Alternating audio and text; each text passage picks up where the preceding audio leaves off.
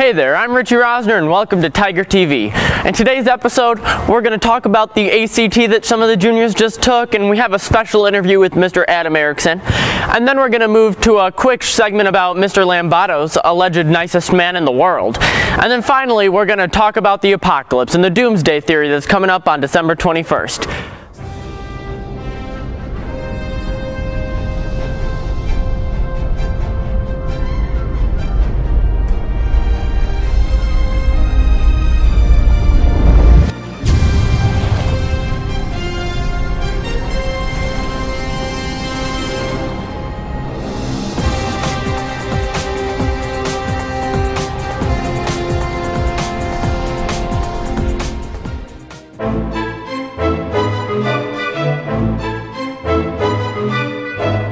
I've taken the practice one in school, and I've taken some practice ones in my ACT prep book. I've taken 2 full tests and then a number of practice sessions on each section of the test, so quite a bit of practice. Well, I took Mrs. Kehoe's tutoring class, and then over the summer, and then about a month in advance, I started taking the practice tests out of the book. How many ACTs have you taken before, if any? 0. How have you handled the pressure? For what? You know? For the ACT. I've taken 0, so I don't know. How have you practiced for the ACT? I've relaxed, I guess. The best practice is no practice, eh? Right. I usually get pretty stressed out about tests, but I practiced a lot, so I wasn't too nervous.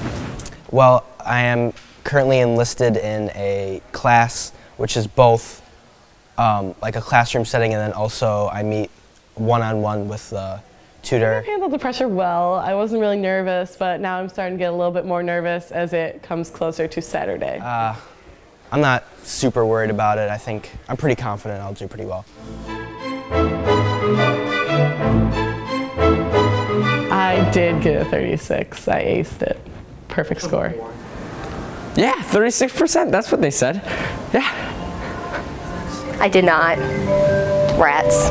Definitely, yeah.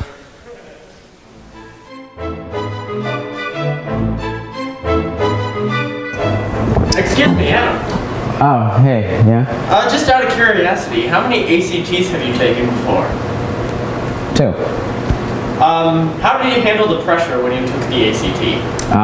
You know, I cried both times, but by the time the writing section came around, I was okay. How did you practice for the ACT when you took it? I took some practice ACT tests, and I saw Mrs. Kehoe once or twice. Did you get a 36 when you took it?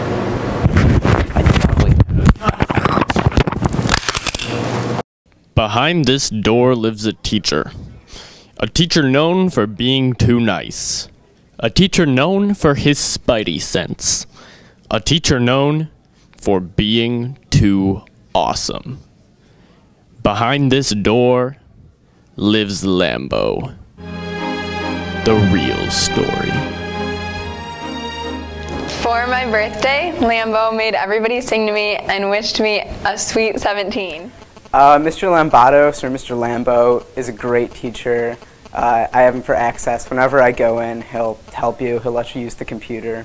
Just all-around great guy. So Mr. Lambo, I don't know if you guys have had him, but he's a cool guy.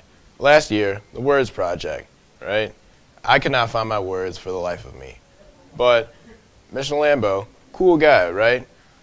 I couldn't find my words, and I told him that. But he helped me out. He gave me full credit. One day in class, Lambo told me that he liked my blue hair, my little blue strip that I've had since freshman year, and it made me feel really special. Eltrain's pretty cool. He seems like he's one of the guys. I could talk to him about Star Trek The Next Generation. I've been here a year and a half, and my first impression of Mr. Lambatos when I met him is he's always very kind and caring. You know, he's always asking, how's your day? You know, always asking about you versus himself. Mr. Lambatos in 3 words. I would have to say generous, kind, and punctual.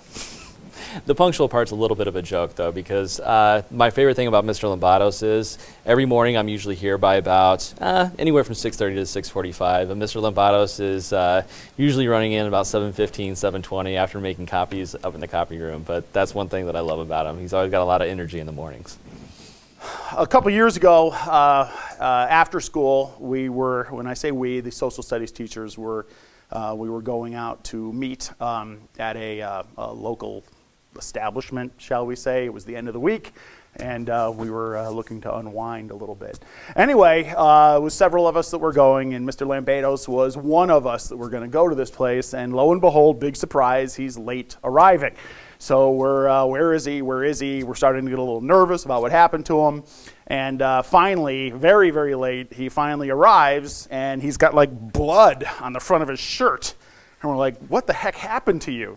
So he proceeds to tell us that he's driving down Butterfield Road, and a squirrel gets hit by a car in front of him. And of course, you know, the squirrel goes spinning off the road. And Mr. Lambados, being Mr. Lambados, immediately pulls his car off the road, you know, and jumps out of his car and runs over to this squirrel that has been very badly wounded and scoops it up in his arms and very, very concerned. And again, heads to the nearest vet. Okay, so now he's looking for an animal hospital to save this rodent, you know, with a furry tail.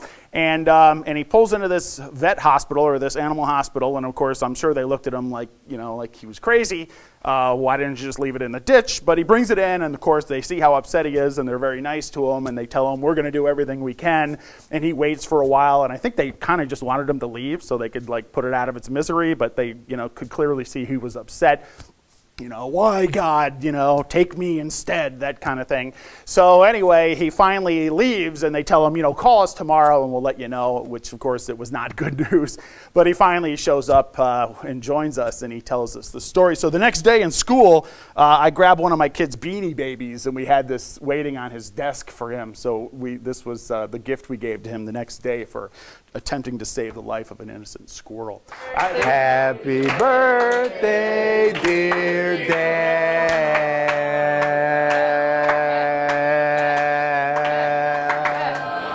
People, it's his sweet 17th. Happy birthday to you. Everybody, Dan Clark, what do you say? So when you're in S hallway, be on the lookout for Mr. Lambados. His spidey sense is tingling for you to drop by.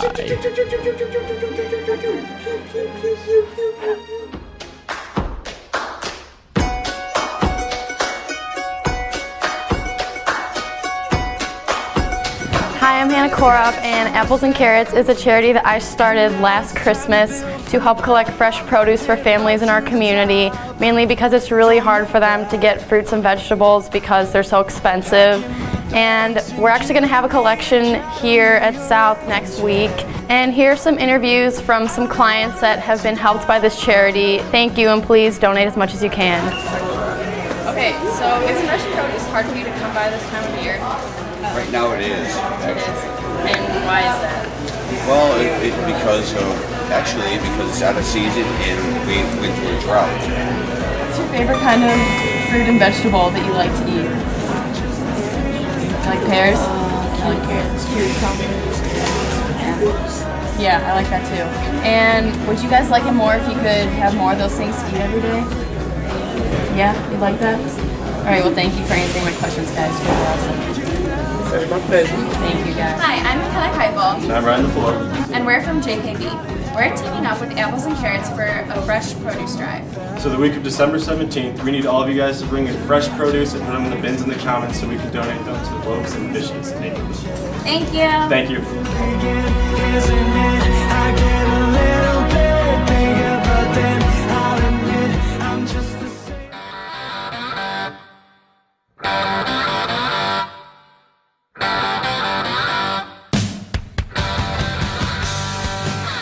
Hey Hey there, I'm Richie Rosner here with Michael Benassi asking his opinion on the apocalypse. Michael, do you think the apocalypse is going to happen next week? I do think it's inevitable that the apocalypse is going to happen on the 21st. How have you prepared for the apocalypse? What are your plans? I haven't really prepared yet, but I was hoping to maybe hit up Ace Hardware or Home Depot and, stock up on important things. What are you going to get when you go to Home Depot and Ace? I think duct tape is just crucial, and maybe other things like wood or supplies. What do you plan to eat when the apocalypse happens? I was gonna eat Twinkies because I've heard if anything could survive apocalypse, it was gonna be Twinkies. But recently Hostess has gone out of business, so I don't even know what I'm gonna eat. Well, folks, good luck finding something to eat on the 21st because Twinkies are no more.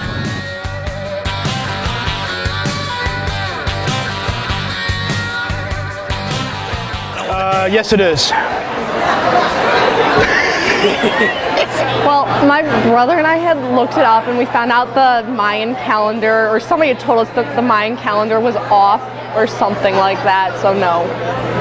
No, I don't think so. I mean, everyone's saying that the Mayan calendar ends, and I think that's a bunch of bogus. They just ran out of numbers. I'm here with Brett Casaccio asking him about the apocalypse. Brett, do you think the apocalypse is going to happen? No. What do you think about the people who think it is going to happen? That those calendars are based off 526-year periods of time, which they just happen to make up. So, I mean, that's kind of just an utter estimate. Yep, it's false. Are you going to stock up on food the day before just to have some extra food? Nope.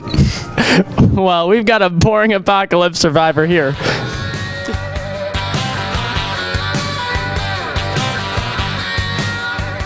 With the demanding increase of McRibs, there's going to be a pig shortage, and it's going to cause the apocalypse. The pigs are going to run over Wheaton, and they're going to take all the McRibs that are in the McDonald's right now, and so we have to go before they strike to get our McRibs. I bought 12 McRibs, and I'm keeping them in my freezer for when the pigs go on their rampage. I'm going to ration out my McRibs for myself. Are you nervous about the apocalypse? No, sir. There's a McDonald's less than 5 minutes from my house. Are you going to use anything to defend yourself from the pigs? A torch. No guns? No, sir. I don't have any guns. What do I plan to eat? Probably a lot of pie and ice cream, maybe some chicken, some barbecue ribs, maybe. Just all of a feast. Oh, you gotta arm up. You gotta make sure you're ready for any kind of zombies, maybe any kind of bad weather, hurricanes, tornadoes. You gotta hunker down and get ready for that. And you can't put this on Tiger TV. Never mind. Okay, sorry.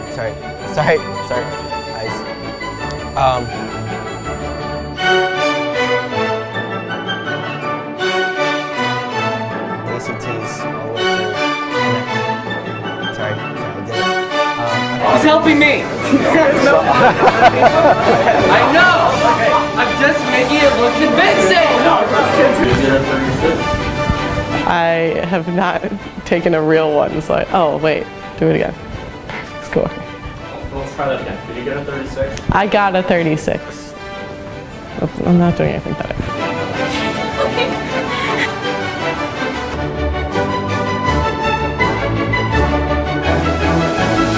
Yeah, sorry to look at me.